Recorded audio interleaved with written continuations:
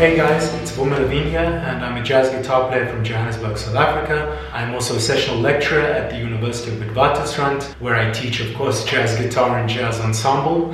And in today's video, I would like to look at the topic of accompaniment or comping for jazz guitar.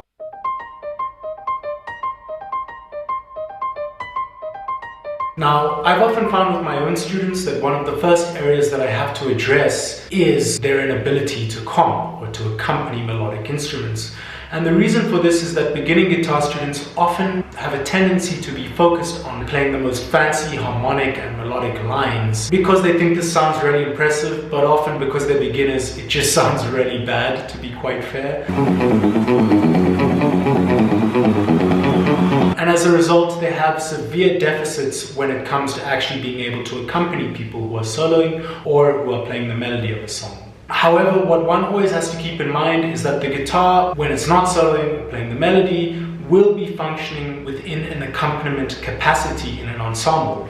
And therefore, it's very, very, very important for you to develop your ability to comp or to accompany soloists or melodic instruments. Now, the system that I found to be the most effective system for doing this is the use of guide tone voicings. This was also the system that I learned when I was developing as a guitar player. Now, what exactly is this system? Well, the guide tones in the chord are the notes that give that particular chord its color. So for instance, in a major 7 chord, it would be the notes that give the major 7th its major 7thness, if you will. Specifically, they are usually the 3rd and the 7th of the chord, sometimes the 6th and the flattened 5th of the chord as well. How do we apply this knowledge specifically to the construction of guide tone voicings on the guitar? First of all, you have to look at where your roots fall, and I like to conceive of the roots as either falling on the 5th string or the 6th string. I abbreviate this to say the root on the E string or the root on the A string. Then above this root on the E string, this root on the A string,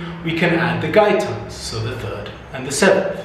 For this video, we'll be specifically looking at the major 7, the minor 7, the dominant 7, and the minor 7 flat 5 chords, as these are typically the most commonly used chords when trying to negotiate a set of changes on a jazz standard. So let's have a look at what these voicings look like on the guitar.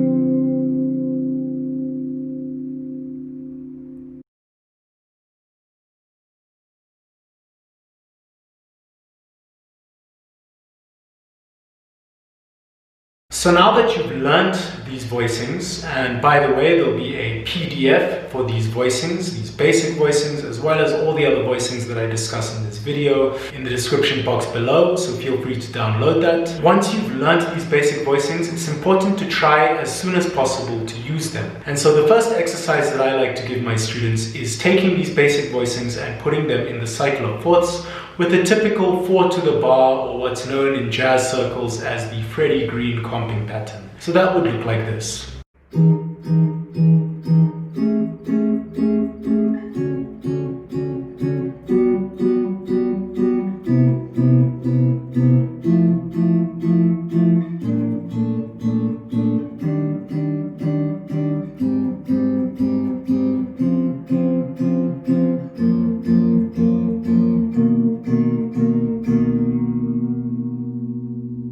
So having practiced these voicings, I'm quite sure that you've seen that they're not exactly the most inspiring sounding things in the world. And often with music, we want to, as soon as possible, practice to a point where the material that we're using sounds pleasing to our own ears. We are trying to make as beautiful music as possible, as quickly as possible. And this in turn motivates us to practice.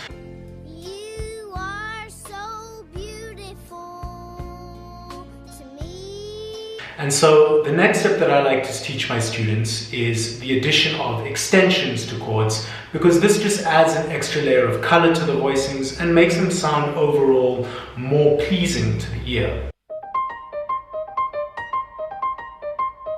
Now extensions can be added to these chords on both the E and B string, but for the purposes of this video, we're only going to be looking at extensions on the B string because, of course, it's a beginner's guide to jazz guitar comping. So for major 7 chords, if your root is on the E string, the available extensions on the B string will be the sharp 11, the 5th, the flat 13, and the 13th. The flat 13 extension is not one that we'll typically use. However, there are certain jazz standards that use this extension. For instance, within the context of a line cliche, a song such as It Never Entered My Mind is a very famous recording by the Miles Davis Quintet. Starts out with a line cliche, but typically we don't use this extension. The most commonly used ones will be the sharp 11 as well as the 13. If your root is on the A string for a major 7 chord, your available extension is the 9th.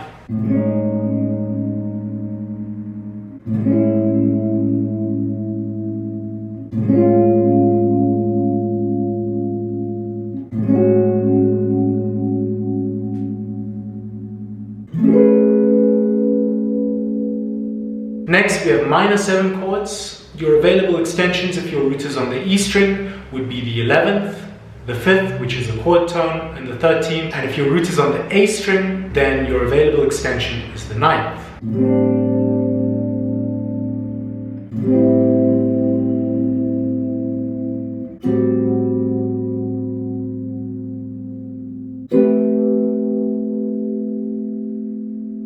Dominant 7 chords. Now with these chords, we really have the opportunity to add the most color in terms of extensions. So if your root is on the E string, you can have the sharp 11, you can have the 5th, which is a chord tone, you can have the flat 13, and you can have the natural 13. If your root is on the A string, you can have the flat 9, you can have the 9, and you can have the sharp 9.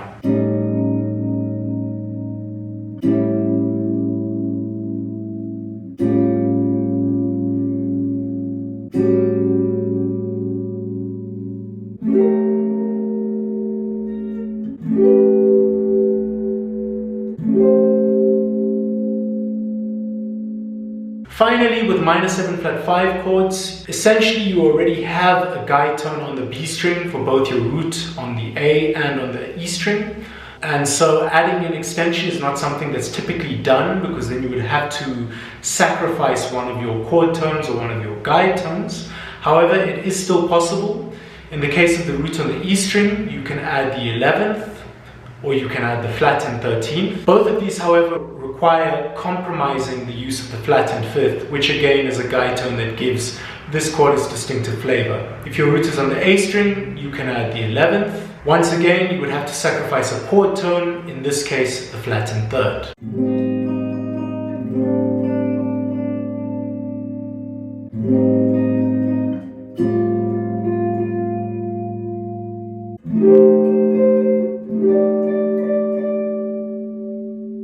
So now that we've learned all these extensions, it's very, very important for you to practice all possible permutations of these extensions, moving from different chord quality types. So set yourself practice drills that you can use to internalize these shapes. I like to basically give my students all possible permutations and have them practice this exercise in the cycle of fourths. As beginners, first once again using this 4 to the bar or Freddie Green comping pattern.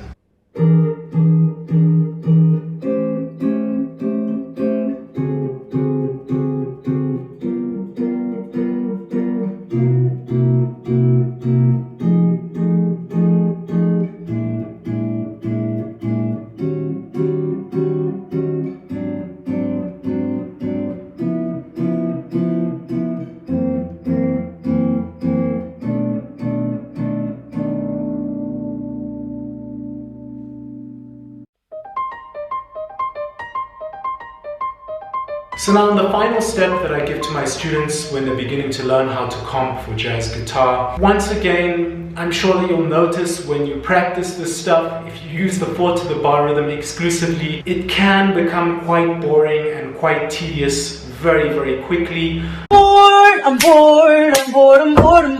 And once again, we're always trying to, as quickly as possible, make these exercises sound like music.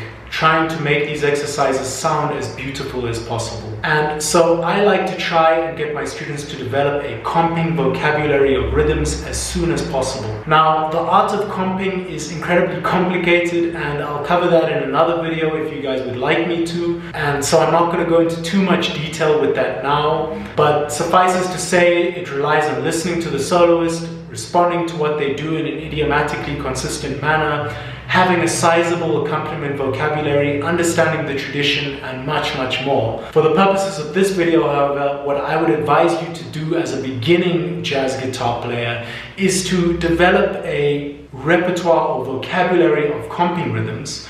And I would basically advise for you to transcribe these comping rhythms from famous big band horn section recordings, for instance from the Duke Ellington Orchestra or the Count Basie Orchestra, as well as general comping patterns that you hear from great accompanists such as Red Garland, such as Wynton Kelly, and a whole host of other great accompanists within the jazz tradition. I would advise transcribing one of these rhythms a week and then trying to really work them in a systematic fashion into your playing. For the purposes of this video, I'm going to supply you with 3 basic rhythms that I transcribe myself.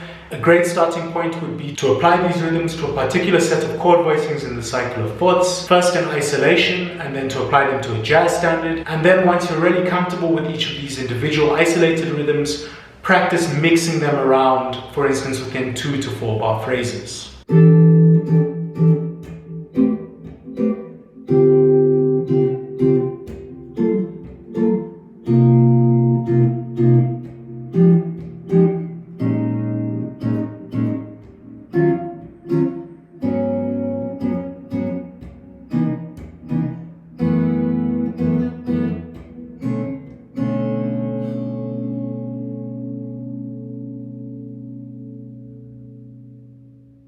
So once you've practiced all of this stuff within the cycle of fourths, I would advise that you try and apply this to a song.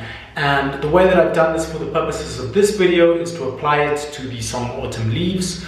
The reason why I've chosen this song is because it has a lot of these sort of archetypal chord progressions that we find within the standard jazz repertoire. The use of 2-5-1s, the use of chords cycling in fourths, etc., etc. And so I find this song to be quite a useful vehicle for practicing all of these concepts that I've discussed as they pertain to comping within a jazz context. I hope you've enjoyed the video, and I hope you enjoyed this short little performance at the end of the video.